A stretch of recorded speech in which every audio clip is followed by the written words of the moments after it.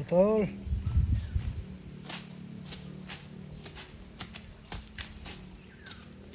Nakapuno yan. Kapupot. Putulin mo na.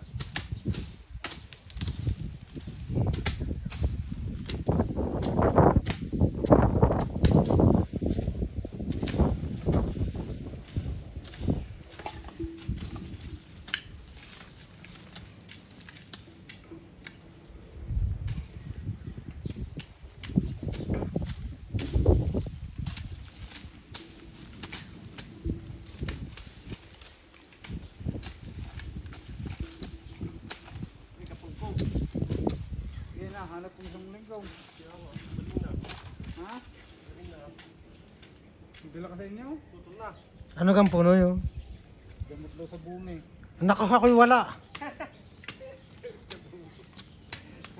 Hindi mo sa pulin, Rosmar, yung mga punong pinutol mo. Oo, tsaka ito, yan. Yan, oo.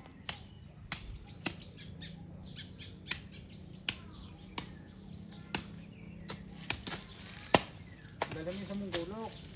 Yun ang pantabas mo ng kahoy. Baka madali na maputol.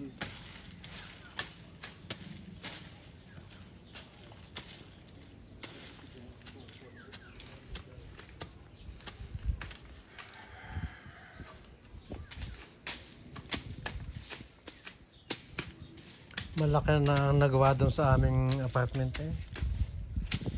Magkano? Hmm? Hindi pa si Waldo pinagawa. Hindi madaming nilalakad, hindi kaya nila. Ayun eh yung anak na nag-aayos sa munisipyo, sa batilik, sa tubig. Hindi kayo ikakabit na. Agad. Nagtatrabaho sa munisipyo. Kala ko si architect ang pinaano mo. Ano ka? Isang bahay, kalahating milyaw, 1 milyaw. Ang ano sa iyo? Wow! Sabi sa iyo. Huh. Hindi doon ako kumuha sa loob. Tinanong ko ni Waldo. Sabi ko, ba't ako si architect? Mahal ka ako daw. Eh, mahal nga. Isang million na. Ay ano ka pagkakot? Magtatiles lang. Ha? Tiles. Ang. Gagawin. Anong gagawin lahat? May extension sa likod at harap yan. Ay 1 million yung pinye. Lahat. Siguro na may gamit na yung kay architect na yun. Kaya gayo. Antay. Ako hindi ko kaya. Isang million na. Magawa ulit ng bagong bahay. Oh, basta kulang-kulang.